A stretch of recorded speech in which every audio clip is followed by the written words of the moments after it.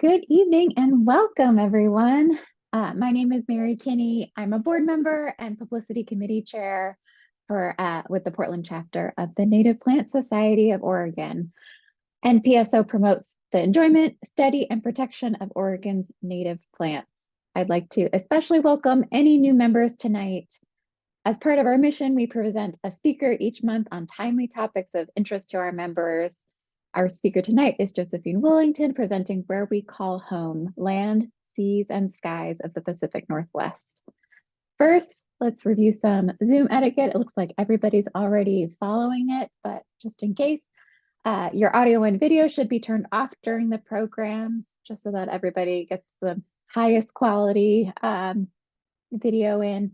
And after the presentation, you'll be able to unmute and turn your cameras on. This is the perfect time for new members to introduce themselves and connect with each other virtually.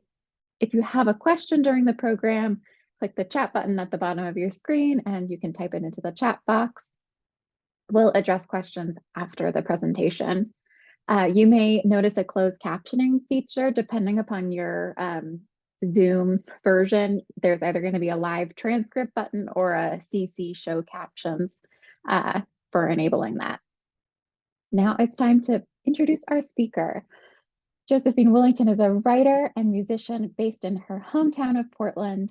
She's interested in stories that show how local communities, both human and non-human, persist after decades of colonialism, habitat degradation, exploitation, and broken treaties with tribal nations. Her first book, Where We Call Home, Land, Seas, and Skies of the Pacific Northwest, won the Francis Fuller Victor Award for General Nonfiction. And her work has appeared in Oregon Humanities and High Country News. For more, visit josephinewoolington.com. I'll put that in the chat. And welcome, Josephine. Take it away. Thanks. All right. Thank you all so much for taking time. I told Mary before, I'm just impressed by anyone who wanted to be on Zoom during this really lovely evening. So I really appreciate you all tuning in. And thank you, NPSO, for having me. I'm going to share my screen, get some slides. All right, so this is the cover of my book. I was lucky to have worked with an artist. He also lives in Portland. His name is Ramon Shiloh, and he did the illustrations on the cover and inside of the book. So it's a collection of essays about 10 native plants and animals in the Northwest, and it's a natural and cultural history essay collection. And my background is in journalism, so I'm no expert. I'm not, a scientist, but I feel like I just told a group yesterday, I was out in Fossil talking about my book, and I feel like I get a free education as a journalist, getting to talk to all these amazing scientists and ecologists. I interviewed, I think, about 60 people for this project. Historians, I interviewed David Lewis, who gave a talk a few weeks ago. And yeah, so here's some of the illustrations that appear on the inside of the book. I'm not going to talk about all of the species that I wrote about. I'm only going to focus on some of the plants, and I'm kind of going to go through them somewhat fast because I actually want to focus more today on this latest magazine article that I wrote for High Country News. But so here's some of the illustrations that Ramon did. This is the coastal-tailed frog, of course, camas. I wrote about the gray whale. I did write about clouds, because clouds are people too, western bumblebee, and the Olympic marmot. So each species I chose, it took a lot of research and reading for me to kind of narrow down what the species were who I wanted to write about. And they all illuminate larger issues, like the coastal-tailed frog, for example. I talk a lot about logging. In camas, I talk about colonialism and fire suppression and the effects of removing the indigenous people from their landscapes and from land management, and what the Confederated tribes of Grand Ronde are now doing to kind of reclaim their land management techniques and reacquire land in the Willamette Valley. So I'm going to start with reading just a little bit from my introduction. I'm from the Willamette Valley, where my home was once a lake bottom after a 2,000-foot tall ice dam hundreds of miles away collapsed and inconceivable amounts of water flooded the ground I now walk on. I grew up near the confluence of the Columbia and Willamette rivers, where snowmelt and rainwater from all over the region joined to complete their journey back to the ocean. Not far from my childhood home, grizzly bears once indulged in Oregon white oak acorns, condors showed off their wingspans, and long ago bison roamed. Until a few years ago, I didn't pay much attention to what kinds of birds visited my backyard or what types of trees lined my neighborhood streets. I didn't think much about how Portland's Tualatin Mountains had formed from ancient basalt flows that now give the rich the best views in the city. I didn't know how long Waiest, who we now call Mount Hood, has watched over the valley. I didn't know the names of the many native tribes and bands like the Kalapuyans of what we call the Willamette Valley, who were forced to give up their land and culture for people like my great-grandparents. I knew next to nothing about their relationships to native plants and animals.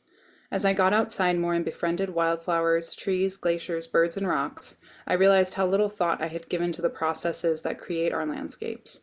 I never wondered where native species came from, how long they've been here, or what makes them unique. I didn't hike until after I graduated college and never owned a pair of Keens or any earth-toned clothing until a few years later. And I always give a little caveat, I don't really own much earth-tone clothing. I've always known, though, from visiting the Oregon coast and Columbia River Gorge as a kid with my family, that waterfalls and big trees within 30 minutes of my home are the kind of friends who give good hugs and listen deeply. Clouds and salt water remind me of something bigger than our day-to-day. In the last several years, my journalistic curiosity prompted many questions and inspired me to deepen my shallow understanding of home. I wanted to learn about native plants and animals to connect with something real, especially when so much of our digital world distorts concepts of time and place. I started to notice how trees and logged forests grow at the same height. I recognized invasive plants where native plants should grow. I reflected more on how our way of life and desire for progress, all of which I participate in, require the perpetual destruction of landscapes, even in our supposed liberal green Pacific Northwest. In an age of distraction, personal brands, and constant market growth, I started to realize that maybe it's somewhat radical to be rooted in a place and entertained by things that can't be commodified. The idea for this book came to me in 2020 when I couldn't hug my parents for over a year and the world felt close to its end. While hazardous wildfire smoke required an N95 mask to simply take out the trash, I read natural history books about local geology, birds, mountains, and people. I felt comfort in looking far back to climate changes of the past, to species evolution, and it helped me in some ways to wrap my mind around our own impermanence. In writing this, I hoped that maybe I could try to better understand our climate crisis, relationships we have with the natural world, and where people have historically fit into ecosystems. And when I first started the project, I actually didn't necessarily want to write about people. I just kind of wanted to focus on the plants and the animals and have it very plant animal centric. And just once I started digging into the research, I realized that you can't take people out of the ecosystem. And some of these places that I wrote about, like prairies in the Willamette Valley or huckleberry fields, they're actually created by people. And that really just challenged my whole way of thinking about nature or wilderness, that it always feels like, when people are destructive or when we step in, we kind of mess things up, but that's not necessarily true. It's just the capitalist colonial system that we find ourselves in that is destructive, and that it hasn't always been that way. And it's actually been more of a reciprocal relationship for most of human history, which really gives me some hope and like just a deeper sense of where, our current state of the world falls into historically. And so I like to just read that introduction with this somewhat bad airplane photo, but it was from a moment when I was flying back from a friend's wedding in LA, and we were flying over where I thought, we were about close to Portland, and how the light was hitting a river. I noticed it was making this river just look like a gold band, just weaving through this really wide valley. And I realized that we were over the Willamette Valley. And so, as I mentioned, that's where I've lived all my life. I'm from here, and my parents are from here, their parents are from here, and their parents are from here, so I have a deep respect for the Northwest, but found that I didn't know that much about native plants and animals. And so this book project, and now I consider my writing in general, is just about deepening my sense of place and sense of time and understanding where we fit into the larger ecosystem. So I love this view. If you can see my cursor, downtown Portland is right here. You can kind of see the buildings. And then these are the Tualatin Mountains. And then beyond that is the Coast Range. So just placing myself in the landscape, knowing where I am in the Willamette watershed, which is the state's largest watershed, and just having that airplane view really helped me kind of understand where I'm from. So in the book, I order all of the chapters by season. So for spring, of course, I start with camas, sandhill cranes, and yellow cedar. And here's an image of camas. I think this was taken at Mount Pisgah, which I'm sure all of you are familiar with. I got to go down there with Ed Alverson, who works for Lane County Parks and Rec, I believe, and he gave me a tour of the area, and I feature him in the camas essay. But I want to just read just a paragraph that has really struck me, and I still think about this quote from David Harrelson. In the way that some Northwest tribes are salmon people, Kalapuyans of the Willamette Valley are camas people. With only one spring run of salmon, but boundless fields of edible plants, Kalapuya people ate plentiful amounts of wapato, yampa, acorns, tarweed, and camas. Our identities are tied together, says David Harrelson, who is Kalapuyan and who is the Cultural Resources Manager for the Confederated Tribes of Grand Ronde. To know yourself and to know a place, it becomes necessary to know both. And that last part, to know yourself and to know a place, it becomes necessary to know both, has, I think about that a lot. And so in the camas essay, I interviewed several tribal members, David Harrelson and David Lewis, about the Kalapuyans' relationship with camas and their land management of the prairies. So these prairies, I'm sure you all know, would have extended from about Roseburg north through the Puget Sound. This is one of the remaining prairie remnants that hasn't been converted into a farm. So it's found in this rocky outcropping at Camassia, just across from Oregon City. And I just found myself drawn to these little fragments of what once covered the Willamette Valley, and kind of understanding, rethinking, what an ecosystem would have looked like that a city now occupies. And I had no connection with camas growing up. I didn't know that camas was a wildflower, that it was had an edible bulb. I had no idea, as I mentioned in my introduction. And I'm going to go back to it. So just one thing, and I'll get to this a little bit more when I talk about my high country news story, that I find interesting, and David Harrelson pointed out, is there's lots of great work to restore prairies in the Willamette Valley, but some of it, doesn't get at the root of how these landscapes were maintained historically, and the relationship that people had with camas. When every year, kind of around September, before the first rains, tribal people would set, low intensity burns to clear the conifers, to make room for edible plants like camas and tarweed and yampa.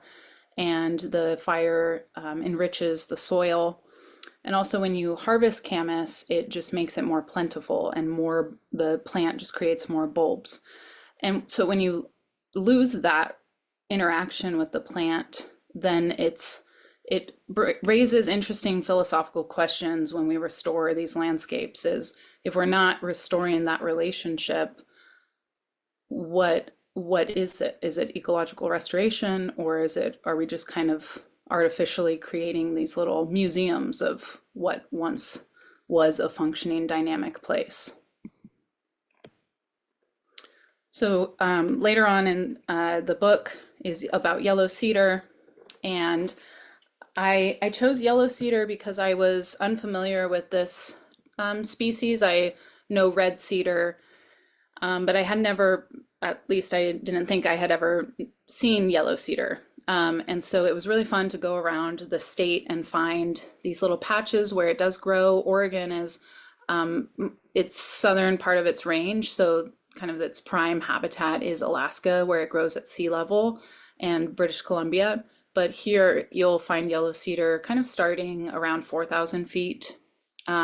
These photos, if you've some of you have probably been to Echo Basin near Santiam Pass, and if you haven't, I really recommend it. Actually, around this time of year, or we went in July, and the meadows were just stunning with wildflowers and yellow cedars. So it's one of the few old growth yellow cedar groves in Oregon. And one Forest Service scientists said that these yellow cedars look like how they grow in Alaska. So this slope is just it's wet, and the yellow cedars have been growing here for maybe 2,000 years is how old this yellow cedar might be. And she's known as Big Mama. I should have put the photo with me in it because I would be this tiny little speck right here. And this tree was enormous. And this is a really interesting grove. It's called Cedar Grove Botanical Area near John Day in the Aldrich Mountains, which is a sub-range of the Blue Mountains. And it's the only place where yellow cedars grow east of the Cascades. The only place in the US. There's one spot in BC where they also are in this kind of refuge. So this grove is on a north-facing slope. It's in a drainage, so it stays wet and cold. Where yellow cedars have persisted, scientists think, since the Pleistocene, when this area was more like Alaska, like spruce, wet and cold. And unfortunately, though, what yellow cedars face in Oregon is the threat of fire, and they are not adapted to fire. And there was a pretty big fire in 2006, I believe, and the Forest Service tried to save this grove by starting a low intensity backburn, but it unfortunately killed 90% of the trees. But there's still some there. I recommend going. There's also really great unique plants. I saw mountain mahogany, some fairy lanterns, and some other really cool wildflowers.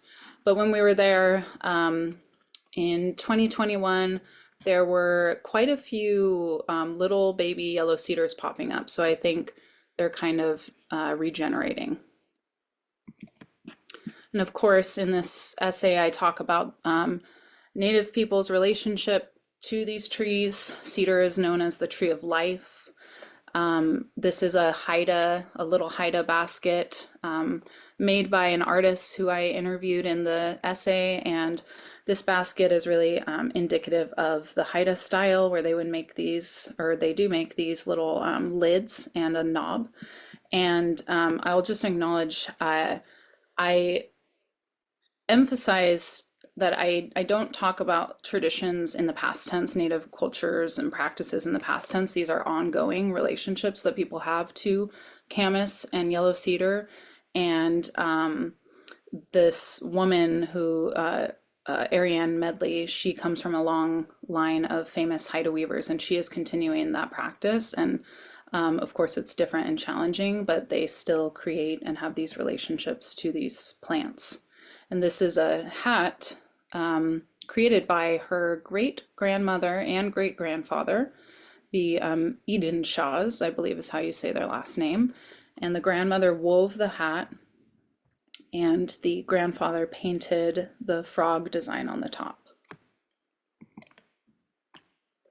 And this is a chilkat blanket. So the Haida and the Tlingit and Shimshim, the Northwest Coast tribes, make these, weave these. And for me, it's just mind-blowing that this was once a tree, and then it has transformed into this beautiful blanket, woven with mountain goat wool as well. And so this is the equivalent of making like a canoe. It takes many months, years of practice and discipline to get to the point where you would even be able to make a chilkat blanket. And the weaver, Ariane, is working on one. And I should go back and say too, why I included cedar in the spring section is that that's when you harvest the bark, is when the sap is running. And they peel the bark off of the tree, and when you do it at the right time, it doesn't injure the tree. So summer, these are the species that I wrote about: western bumblebee, coastal tailed frog, huckleberries, and Olympic marmot. So I'm just going to skip to huckleberries since we're only concerned about plants here. This is from, maybe, I assume many of you have been here at the Sawtooth berry fields just southwest of Mount Adams in Gifford-Pinchot National Forest. And you can see Mount Adams here in the background. And this view kind of gives you a sense, if you can look beyond the bear grass, these trees right here in the distance, and then even beyond that.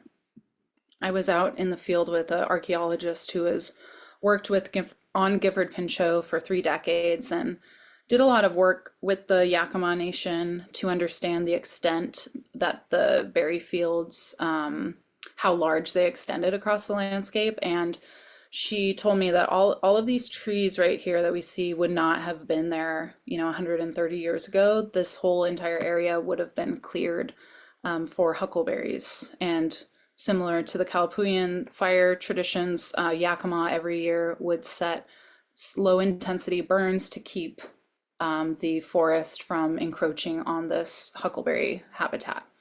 And so the fields, even though they seem really, if you go out there, there's a ton of berries, but they're just fragments and just remnants of what they once were because of fire suppression since the early 1900s. And one huckleberry field, kind of in more of the northwest part of the forest, is estimated to potentially be gone by 2040 if there's no fires returned or any efforts to thin the forest. So this is a sign up at the Sawtooth, which is a nice history of how the Yakama women would dry their berries traditionally. So this image right here, you can see they would weave tule mats and have a smoldering log on the opposite side of where they would scatter their berries on the tule mats. And then one woman would stand, around for hours and just kind of stir the berries. And with the smoke, the heat from the smoldering log, as well as the sun, they would eventually dry. And I interviewed, I should say, 2 Yakama Nation members who have memories and traditions, and they still go up to the huckleberry fields every year. Oh, I want to go back, actually. This photo, you can see how open the fields, the area would have been. There's hardly any trees, like there's just little patches of trees. There's 12 different species of huckleberries in the Northwest, and this one, Vaccinium membranaceum, is supposedly the most delicious, but I don't really know about that. I've had dwarf huckleberries and they're really tasty. So this photo is striking to me because it looks really unassuming. But part of one of the largest lessons I learned in writing this book is just seeing things that were once invisible to me, seeing them on the landscape now, and learning how to read the landscape and learning how to see kind of colonization on the landscape. So those forests that I mentioned, you would visit the huckleberry fields and think that was just natural and that's how it always looked. But it's only, in the last century that landscape has looked that way. And so I was still with the archaeologist at this moment, and she took us to this site, which is archaeological site. It would have been where the Yakama women dried their berries. So it's a little trench, and you can see where the earth kind of goes down right here. And if she would have, dug underneath the soil, she would have found the rocks where they hold the tule mats in place, and then probably would have found remnants of the burned log. And she made an effort during her career to try to find these huckleberry sites because the Forest Service just, didn't go looking for them. And they're just all over the forest. And they're obviously hard to find though, because it kind of just looks like a little lump. And another thing she did was find, with Yakama elders, they would go up together and they would kind of tell her memories that they had as children. But it's hard for them to remember when they are in the, what was once an open huckleberry field that's now a forest. But there's remnants of these culturally modified trees all throughout the forest. There's 6,000 of these in Gifford Pinchot. And that tells the archaeologist told the archaeologist how extensive the fields were. So they peeled cedars were often at the very edges of where the huckleberry fields once were, because Yakama women would go and peel more cedar bark to then create more baskets to pick more berries. And these are thought to be, or thought to have been peeled in 1700. So, and this is what it looks like when you're harvesting cedar bark. So it doesn't injure the tree. It's just left with this scar. And there were actually, I forget the name of the waterfall, but there was fresh cedar peels near that waterfall. So it's something that is still practiced. Okay. So switching gears, this is High Country News is an independent nonprofit magazine that covers the West. I've been a fan of their work for many years and have been lucky to have written 2 features for them in the last 2 years. And this is the cover of the latest feature that I wrote from the March issue about underground seed banks and their potential promise for ecological restoration. And this was done by an artist, Alex Borisma. I might be saying her last name wrong, but I just thought the illustration was so great. These are sage grouse eggs. And it does really give you a sense of how deep the native roots go down. If you've seen an image of cheatgrass roots are, they barely go down, and these native plants like the lupin roots go down. Actually, no, the sagebrush roots go down about 6 feet. So this story, I might just read a little bit from the introduction. And this is from a place, if you joined for David Lewis's presentation, he talked about this property at Lake Labiche, just northeast of Salem. And this is Wapato, and I'll just go ahead and read, and then I'll explain it. In 2000, Sam Lee converted his once productive Willamette Valley onion field back into wetlands. The third-generation Oregon farmer excavated several ponds and largely left the land alone. Soon, willows arrived on the wind. Then tule appeared. About 5 years ago, he noticed Wapato had sprouted. The edible tuber, a traditional food for Pacific Northwest Indigenous peoples, is now flourishing. The greenery covers 70 acres. If you look at it now, you'd think we planted it all, Lee said. Wapato was once abundant, but hasn't grown here since the early 1900s, when Lake Labiche, a shallow body of water 10 miles long and north of Salem, was drained for farming. Historic accounts describe Molalla people gathering tubers in the area. There's a significant seed bank in the soil, said David G. Lewis, Confederated Tribes of Grand Ronde, an Oregon State University Anthropology and Indigenous Studies assistant professor who descends from the Western Oregon's Takelma, Chinook, Molalla, and Santiam Kalapuya peoples. If you leave it alone, plants will come back. At Lake Labiche, cattails, tule, willows, and wapato grew over thousands of years. Farmers erased evidence of the lake above ground, but below ground, decomposed vegetation that extends some 19 feet back in time preserved seeds and roots, retaining both ecological memory and a possible future. Lee assumed that swans or geese spread the wapato seeds, but water collected in the ponds he made could have reawakened long-buried tubers, souvenirs of plants that lived before the lake was drained. At other northwestern agricultural sites, native plants have also returned, unseeded once crops or invasive plants were removed. In an era of ecological dread, endless development, and rising global temperatures, it's hard to believe that native plants could endure and even regrow. So in this piece, I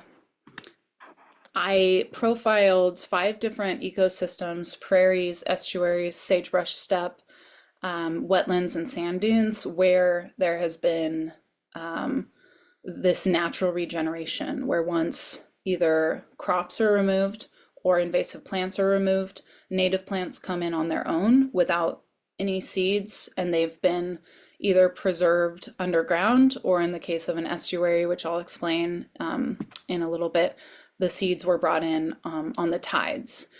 And this story was so fun to work on. I think I worked on it longer than my book. I was under a pretty tight deadline for my book. And it started with something Grand Ronde restoration ecologist told me during my research for my book. And she said, yeah, the seed sources are there, the root sources are there. All they need is a little bit of sunlight and room to grow, and they'll kind of come back. And I was struck by that because I didn't necessarily follow up in the moment, but I've always wondered, like, was she meaning that literally? And so then, as I was doing research for some other projects, I came across one that the Still-Squamish tribe was working on in Northwest Washington. And similarly, the environmental program manager at the tribe was like, yeah, and the plants just came back. And I was like, huh, that's interesting. And so then I read, I think it was David Lewis's book, where he mentions Lake Labiche, and he also said, and Wapato came back on its own. And that's when I was like, okay, there's, maybe something going on here that I was unaware of. So with that term ecological memory, I love that phrase because it's just so intriguing for me to think of what we see above ground is not the whole story of a landscape. Native seeds and roots and buds and bulbs can be preserved underground. Of course, it depends on the site, but they have the potential to regrow potentially after decades of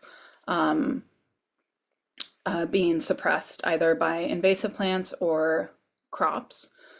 For example, when kind of I believe it was in the Eugene wetlands, once they were restoring some sites, and it was a grass seed farm, there were early successional plants that started coming back on their own. And so in the case of Lake Labiche, the farmer dug up the onions, and these likely long buried tubers of Wapato came back, not immediately, but after about, I think, 15 years into the restoration project. And so here's a photo of his property, kind of a before and after. This is what it looked like. And then the willows, he said the willows came in so thick just on the wind that he had to kind of thin them out. And there are, of course, non-native grasses on his property. It's not all natives, but it's just so striking that, he didn't even know what Wapato was, and he had to use a app on his phone to identify it. So these are Oregon iris, and they have also come back in some prairie restoration that the Grand Ronde has done. And I guess I'll just read this. Ecological restoration, as practiced by many non-native ecologists, assumes that plants cannot regrow on their own. Restoration can be one size fits all, but plants grow in stages. A mature ecosystem cannot be recreated in a handful of years, and such an approach also ignores tribal land management and knowledge that values time and trust. And I'll read a quote from Ashley Russell, who's the Assistant Director of Culture and Natural Resources and a citizen of the Confederated Tribes of the Coos, Lower Umpqua, and Siuslaw Indians of the Oregon coast. And she's told me, tribal people, we think decades ahead, 7 generations ahead. Because we plan so far ahead, we'd like to take our time. And During this reporting, I didn't necessarily plan to find such a stark difference between how non-native ecologists and native ecologists approach restoration. But it kind of gets back to that point that I made during prairie restoration, where if you're not restoring the relationship and the values that created the landscapes in the first place, what are you kind of doing then on the land? And the projects that I detail in this article really highlight the different philosophies of non-native and native ecologists. And as Ashley Russell said, they know that, the climate crisis is urgent and we have to protect places, but they're not expecting these landscapes to come back in, 3 to 5 years, which is what a lot of restoration is funded through by public grants. And I should go back. I'm just assuming that a lot of you know this since you're plant nerds, but restoration tends to be, as I mentioned in this slide, one size fits all. That was told to me by Tom Kay, who's the executive director of the Institute for Applied Ecology. A lot of restoration is you go in and you remove invasive plants, often with herbicide because it's the cheapest and fastest. And then you go and then you plant native seeds. And sometimes those seeds, like half of them won't grow, Tom Kay told me. But it's just this process that we keep doing it because we just assume that native plants can't come back on their own. And that's what was so fascinating during my research, is that there are examples of where they can come back. And is it just because we're not giving them enough time or space and we're just trying to create these instant old growth or mature ecosystems? And so plants are on different time scales. I just loved thinking of, what we see above ground is not what is underneath the ground. Often seed banks have higher biodiversity than the above ground vegetation would suggest. These images, some of you are probably familiar with the Muddy Creek area in south of Corvallis. This is from a former farm owned by Jason Bradford, and he took me out and he acquired this property. It was a dairy farm and had been a dairy farm for decades. And this site was always kind of too wet to grow anything on. So the previous farmers just kind of left it. And there were a bunch of rare native prairie plants. Willamette daisy is here, some checker mallows, and of course camas and the buttercups. And Bradshaw's lomatium is also on this site. And when Jason Bradford acquired it, the dairy farm, was kind of long gone. But this field, I believe it's 30 acres, was covered in reed canary grass. And so he brought in hundreds of sheep and grazed it so heavily that the sheep just ate all of the reed canary grass until the ground was dusty. And that was, I believe he brought the sheep in March and let them graze until fall. Then the next spring, just the year after, this basically happened. The native plants came back from the seed bank. So that reed canary grass had been covering this field for about 12 years. But the seeds were still down there and they responded. The Bradshaw's lomatium came back, the Willamette daisy came back, and checker mallow, and of course camas.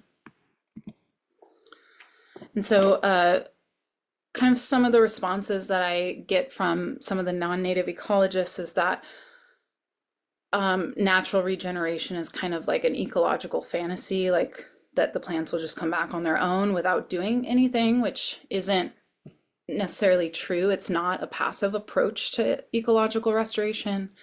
This is an image of a site called Zissaba at the Stillaguamish estuary, which is just north of Everett, south of the town of Stanwood. And these are all plants, maritime bulrush, that came back on their own after the Stillaguamish tribe reacquired the property. So I'll just explain briefly how they did it. So this was a spinach farm since the late 1800s.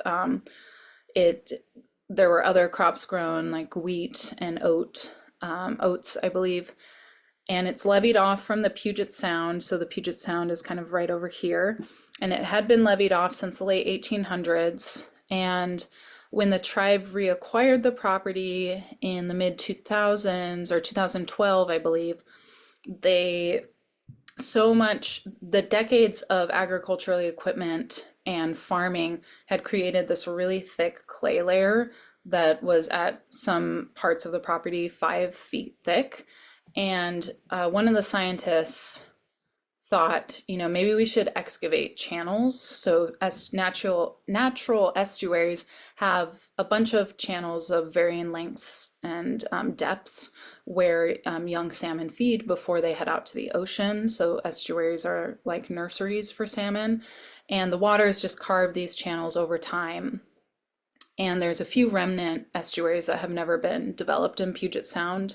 And so that scientist was able to study them and study the tidal channels so much to where he created a mathematical model to predict how many tidal channels are needed in, a certain amount of acreage, and how many tidal outlets are needed for the tide to come in when you breach the levee.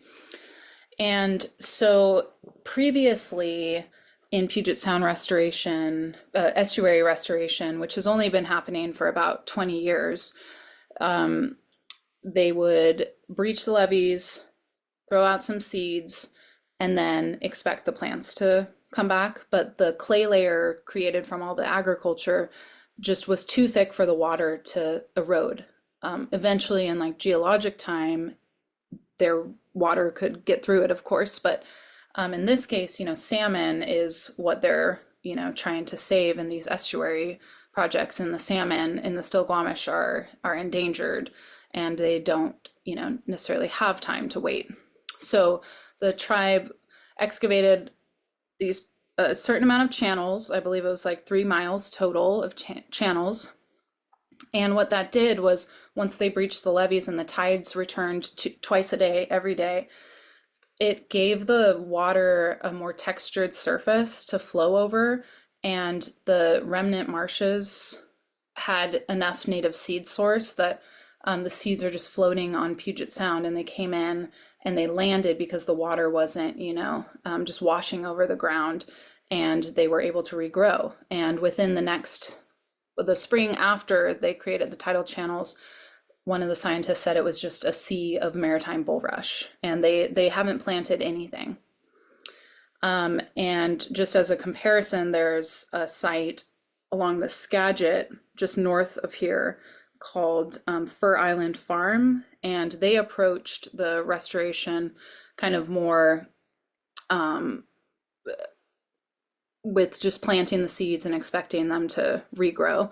And they didn't excavate enough tidal channels, and the site looks more like a mud flat, and just nothing has really taken because the water just kind of scours the seeds away. And it's also just a reminder that scientists have not been doing restoration for that long.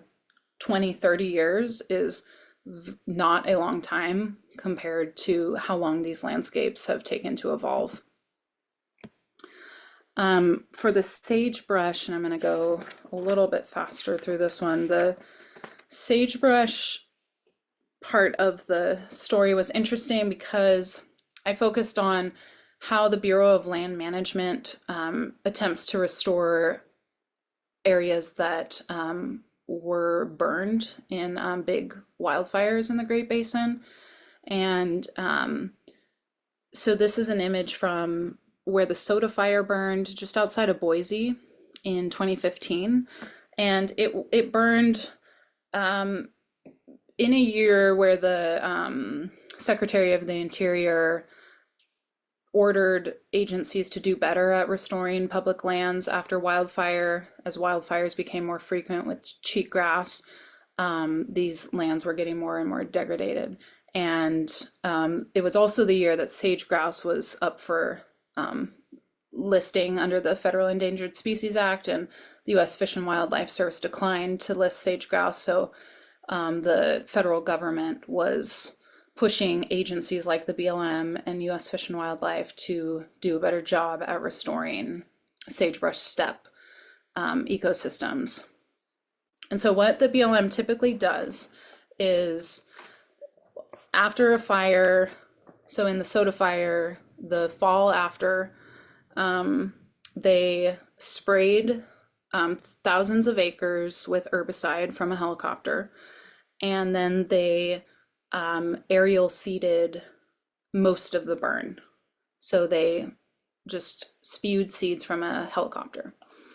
And that is, I give the equivalent of like trying to garden from your rooftop and just sprinkling seeds from your roof and hoping for the best. And so that's not a great way to get seeds to grow. Animals have also caught on to it, and they hear the helicopters and the birds will come and they have a free meal, and then the rodents, eat the seeds after. They also drill seed them, so use this tractor attachment, which I'll show you in a moment, and the rodents just get their little meals in rows. So, but what is interesting is that the seeds, in order to get this many native seeds, it's like hundreds of thousands of pounds of native seeds. There's not enough genetically appropriate or cultivated native seeds to restore this amount of acreage. So the Soda fire burned just about 250,000 acres, and some of these burns are like 500,000 acres. And so the BLM often turns to cultivars, grass cultivars that have been bred, since the 40s. They're farmed plants that grow faster and bigger, and they grow earlier in the spring, and cows like them. So it kind of gets into the politics of who are we restoring land for, ranchers, or are we actually working to restore sage grouse habitat? And so I went out to the Soda fire, and I didn't take this photo because this is the spring after the burn, but this is what the BLM drill seeders did to the soil. And I interviewed a biologist and botanist who worked for the BLM for many years. He's an expert in lichens as well, Roger Rosentretter. And he took these photos of the natural regeneration that was happening after the fire. And so going back to how I was talking about how non-native ecologists often assume that landscapes can't restore or regrow on their own, similar after a wildfire, we assume we need to go in and seed it like crazy because, at first it looks like a black barren landscape, but some of these places, as a US Fish and Wildlife botanist told me, have really incredible seed bank responses after fire, even if there was cheatgrass present. And so this shows that there were the biocrusts were responding well, and I believe this is Sherman bluegrass. Ooh, someone can correct me on my Great Basin plants. So this is a photo, I believe after the spraying of the Soda fire. And another just interesting aspect of trying to restore these complex landscapes on huge scales is that sometimes you plant the wrong thing. And so often sagebrush seeds are, they'll be labeled as Wyoming big sagebrush. So there's several different types of species of sagebrush. There's over 24 different types, and big sagebrush is the most common type of sage. It's the sage that you probably imagine when you think of sage. And there's 3 main subspecies of big sage. So Basin big sage, Wyoming big sage, and oh no, I'm gonna totally blank. Anyway, it doesn't matter on this because Wyoming big sage likely would have grown on this site, and early sage, which is kind of a dwarf sage species. Oh, mountain big sage is the other one. There we go. And so Basin big sage is often collected accidentally by seed collectors. I don't know if many of you are sagebrush experts, but it's really hard to tell the different big sagebrushes apart. And seed collectors who are hired, at minimum wage to go out and just get some seeds get the wrong seeds. Basin big sage has huge seed heads, and it's just really easy to confuse them. They grow in ditches, well-drained soil, and so they're conveniently, right off the side of the road. And so in this particular site, the BLM planted and seeded sagebrush in an area that should have had the other type of big sage, Wyoming big sage, and early sage, which early sage actually regrows after fire and has regrown in this spot that I visited quite well. And so it just raises these questions of, you know, how do we recreate these landscapes in a way that honors their complexity and it doesn't kind of alter what would have grown there. As you all know, plants grow based on soil type, elevation, and precipitation, and just the slightest change in any of those things determine what plants grow where. And it's just really hard to recreate that under really fast timelines that the BLM is trying to work under.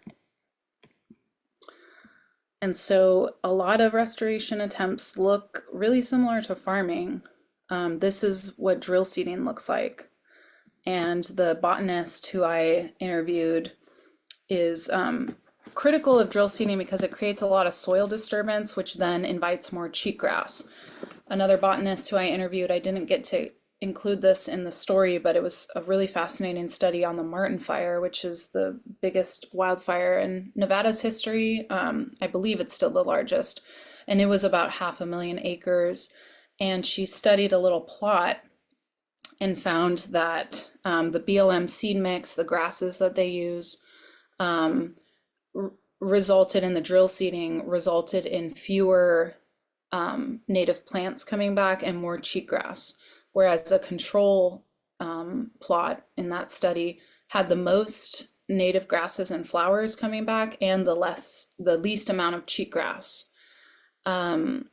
And so, yeah, just this aspect, the sagebrush restoration was really fascinating and just raises some interesting questions about, when we say we're restoring or we're using native seeds, what exactly are you talking about?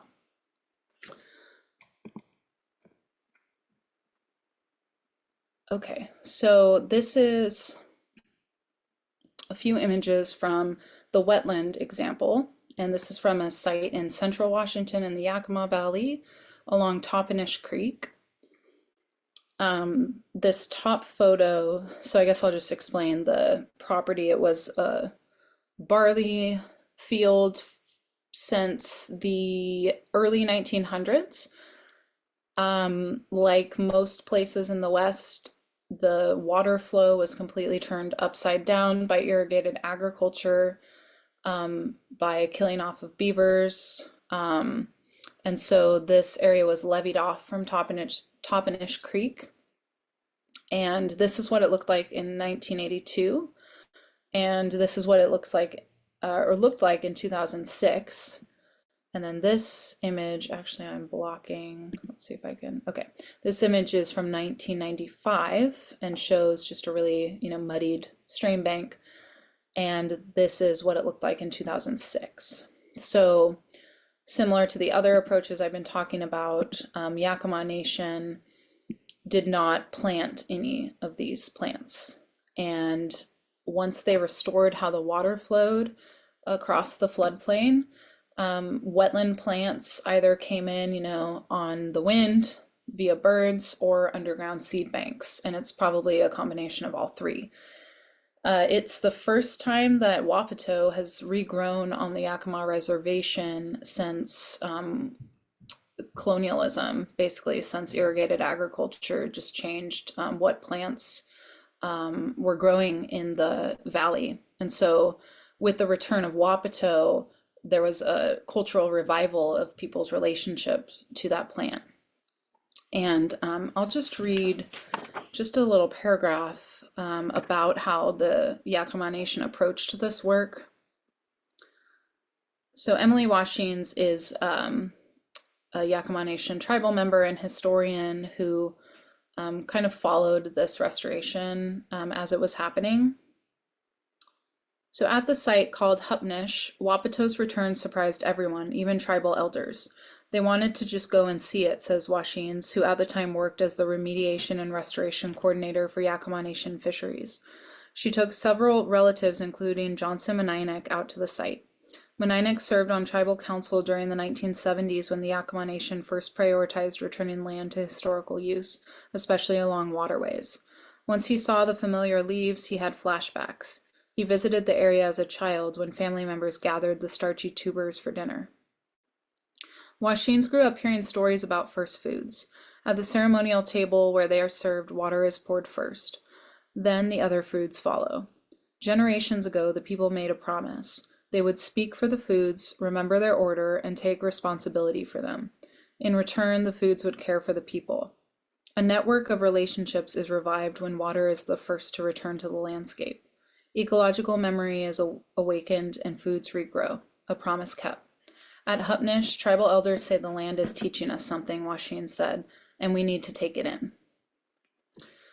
So I was just blown away by this restoration project. It started in the 90s where they reacquired property, and when they reacquire it as a tribe, they regain the water right. And so instead of using the water right for agriculture, they use it for in-stream flow so they can flood, reconnect the floodplains, the rivers to the floodplains. And the bunch of scientists working on the project spent 10 to 15 years understanding what this landscape would have looked like prior to colonization. And they took tribal elders out to the site to tell them just memories of what they remember. And several of the tribal elders told them that their family members would be able to put a canoe in just outside of the river's main channel and be able to paddle up 20 miles upstream without portaging. And so that was so confusing to the scientists looking at the landscape as it was, because it was just so flat. They had no idea, like they couldn't imagine water, being at that depth to where you could canoe and not have to get out and move your boat. And so they kind of went back to the Missoula floods. That Toppenish Creek has a really interesting history. It was once a floodplain of the Yakama River, because during the Missoula floods, the Yakama River switched its course, and then once it moved back after the floodwaters receded, it created this huge, vast, wide floodplain that now this little Toppenish Creek flows through. And then beavers came in after the Missoula floods and created just a network of dams that raised the water table. And they, as they were doing their research to, figure out how the water once flowed, they found preserved beaver chewed sticks under the ground, and they were estimated to be 7,000 years old. And that was kind of the moment for them where the light bulb went off, and that scientists understood how the elders would have been able to canoe in this area. And going back to the paragraph that I just read, it's all fueled by their water first philosophy. And so this is just a testament that those beliefs and their tribal philosophies are not, abstract or just kind of arbitrary. They're actually rooted in science. And when water returns to a landscape, the plants respond. Oh, and am I not able? That's weird. Let's see. There we go. Okay. Okay, so the last ecosystem that I talk about is sand dunes, which was really fun for me because I am very unfamiliar with native dune plants. And they're so rare that I had to find, actually my partner found these old, plant ID books from the 90s or 80s that had these plants in them, because they're not included in plant books anymore, because these plants are not found along the coast anymore. And so this is an image just south of Florence at the Oregon Dunes. And everyone's probably familiar with this European beach grass, which was planted by the Forest Service and other agencies in the 1930s to stabilize the dunes so that the beach could be developed. And what it has done is has essentially sped up the ecological succession of this ecosystem where it's now becoming forest because there's no moving sand anymore. The sand does not move freely as it once did, and the shore pines and other conifers are encroaching. And of course, the beach grass also does not allow for native plants to have any room to grow. But there's some really interesting restoration work happening at the dunes by the Forest Service, and the botanist there is kind of approaching it casually. He just bulldozed some of the beach grass and kind of wanted to see what would happen. And what happened was the bulldozing reawakened long buried seeds, and now native plants are coming back. So a lot of plants, as you all probably know, require some kind of scarification for them to grow.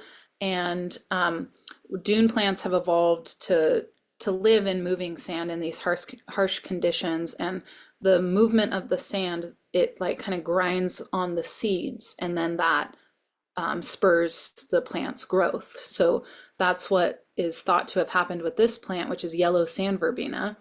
And they create these huge mats. This is probably like 6 feet long and maybe like 2 feet tall or so.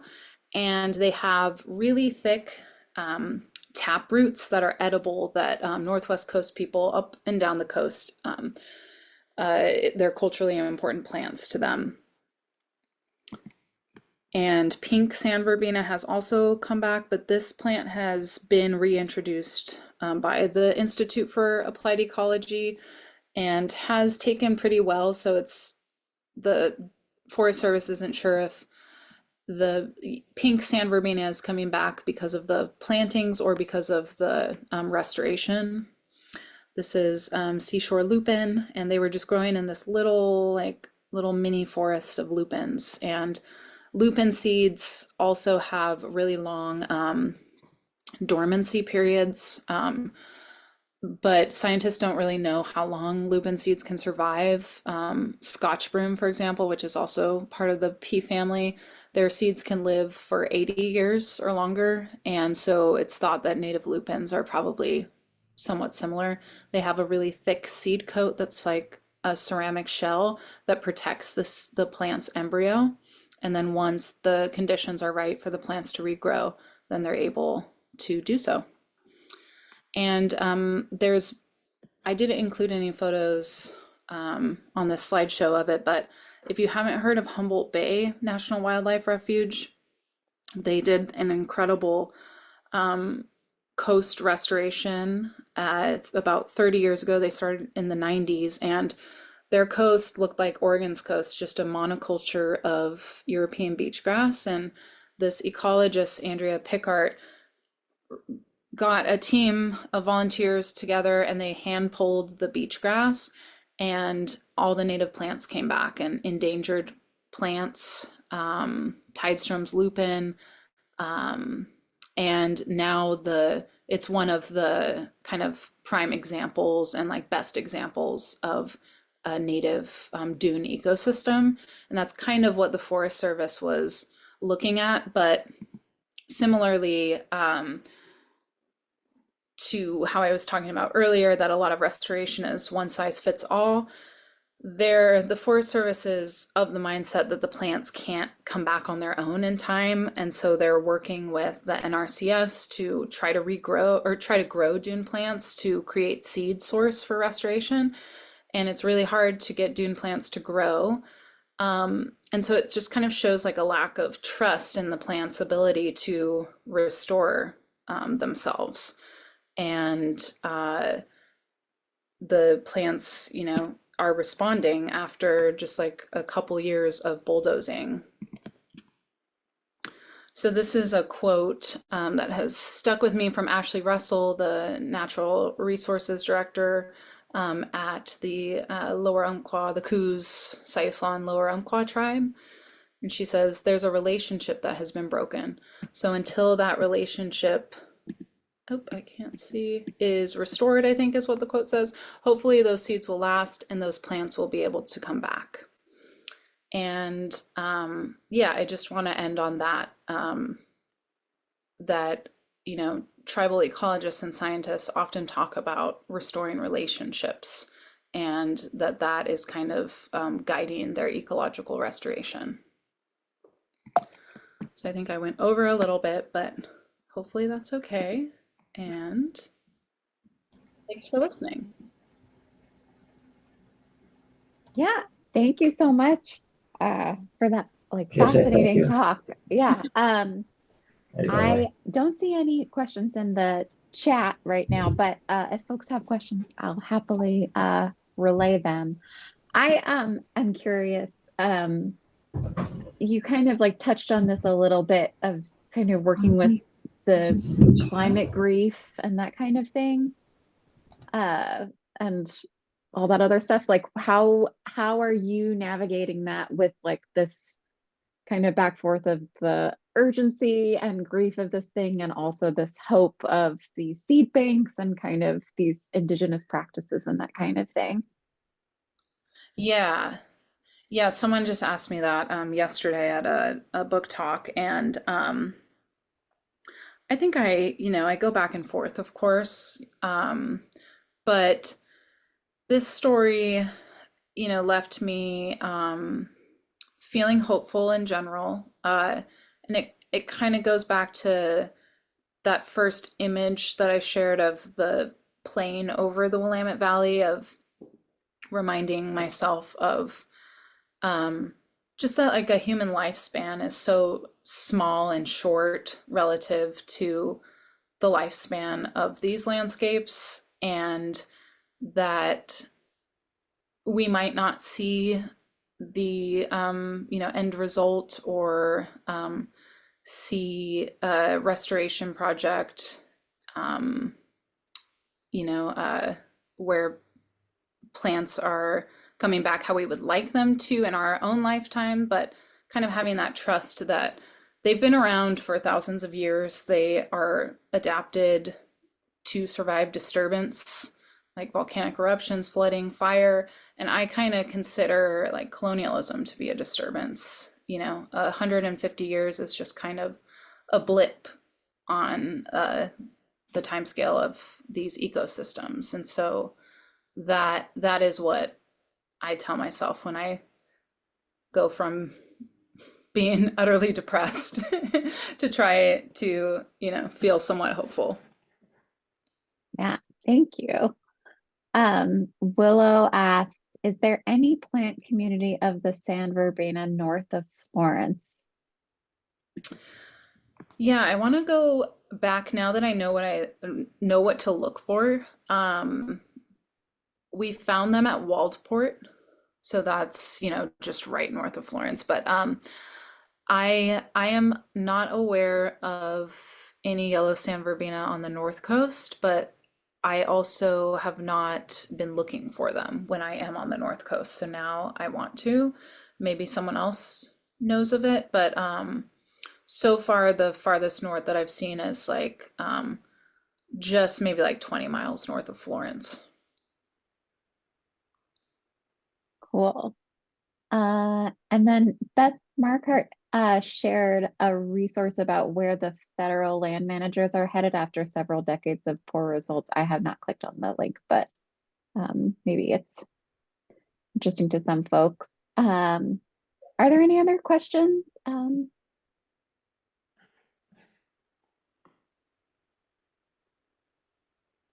Cool. I just had one more about like your research process, because it sounds like you're working with lots of different like indigenous communities and land managers and all this other stuff. What did that research process look like for you? Because it seemed like there's lots of puzzle pieces in your work that you're working Yeah. with. Yeah, it's always when I start a project, I try to read as much as I can about, a particular place or plant, and um, always reach out to the tribe that the land is on. Because had I not included a tribal voice in this story, it would have been a vastly different story, which I think is really Mhm. important as writers and journalists, is um, without including Indigenous voices, we're only getting one half of the story and only one perspective, the Western science perspective often. Um, and and yeah, it's just so fun for me. I love hearing other people's thoughts and all the different philosophies. And then the hard part about nonfiction writing is, choosing how to distill it. It's Sure. just the tip of the iceberg. So yeah, I just try to answer your question, just do as much reading and research as I can, and then narrow it down to the most interesting and relevant topics. Cool. Wonderful. Well, there's lots of thank yous, and like this was like a wonderful and fascinating story in the chat. I agree.